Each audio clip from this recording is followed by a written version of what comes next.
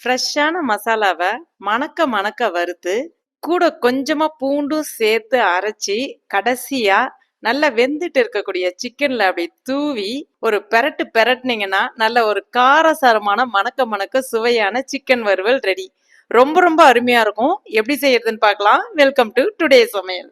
இது செய்யறதுக்கு 1/2 kilo chicken நல்லா சுத்தம் பண்ணிட்டு எடுத்துக்கோங்க. கூடவே 1/2 டீஸ்பூன் மஞ்சள் பொடி. இப்ப இந்த சிக்கனுக்கு தேவையான அளவுக்கு உப்பு சேர்த்துக்கோங்க. 2 டீஸ்பூன் இஞ்சி பூண்டு விழுது. ஒரு பாதி எலுமிச்சம்பழத்தை அப்படியே பிழிஞ்சு விட்டுக்கோங்க. சேர்த்துட்டு எல்லாத்தையும் நல்லா ஒரு முறை கலந்து விட்டுட்டு மூடி வச்சிருங்க. ஒரு 15 நிமிஷம் போல அப்படியே ஊறட்டும். அடுத்ததா இதற்கு தேவையான ஒரு ஃப்ரெஷ்ஷான மசாலா ரெடி பண்ணிக்கலாம்.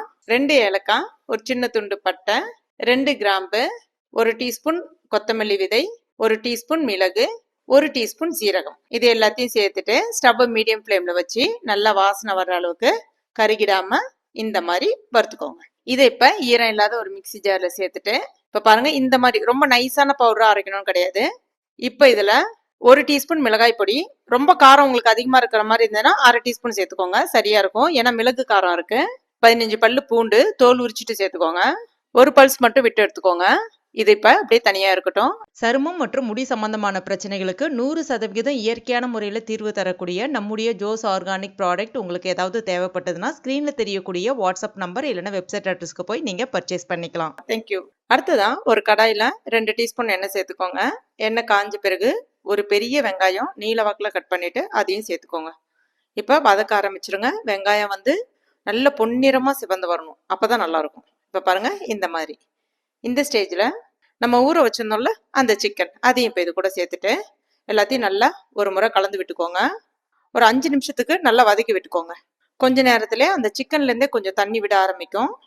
5 நிமிஷத்துக்கு அப்புறமா 1 கிளாஸ் மட்டும் தண்ணி சேர்த்துக்கோங்க, ரொம்ப நிறைய சேர்க்காதீங்க. ஒரு முறை கலந்துட்டு மூடி வச்சிருங்க. ஸ்டவ் மீடியம் ஃப்ளேமில் வச்சுக்கோங்க. ஒரு 10 நிமிஷம் அப்படியே நல்லா வேகட்டும். இப்போ 10 நிமிஷம் ஆயிடுச்சு. இதை இப்போ நம்ம திறந்து பார்க்கலாம். கறி நல்லா வெந்து வந்திருக்கு பாருங்க. இப்போ இந்த ஸ்டேஜில் நம்ம அரைச்சி வச்சிருந்தோம்ல அந்த மசாலாவை இது கூட சேர்த்துக்க வேண்டியதான்.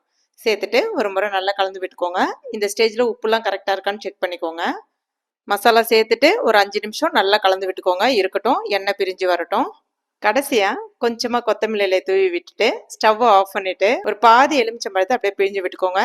ஸ்டவ் ஆன்ல இருக்கும்போது எலுமிச்சம்பழம் பிழியாதீங்க, ஆஃப் பண்ணிட்டு பண்ணுங்க.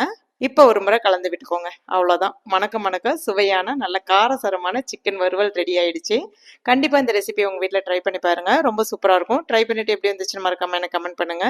இந்த வீடியோ உங்களுக்கு பிடிச்சிருந்ததுன்னா லைக் பண்ணுங்க. உங்கள் நண்பர்கள் மற்றும் ஃபேமிலி மெம்பர்ஸ் கூட மறக்காம ஷேர் பண்ணிக்கோங்க. மேலும் இது போன்ற டேஸ்டி ரெசிபிகளுக்கு நம்ம டுடே சமையல் இது வரைக்கும் நீங்கள் சப்ஸ்கிரைப் பண்ணலன்னா உடனே சப்ஸ்கிரைப் பண்ணிக்கோங்க. கூடவே மறக்காம அந்த பெல் நோட்டிஃபிகேஷன் சிம்பிளையும் ப்ரெஸ் பண்ணிக்கோங்க. தேங்க்யூ.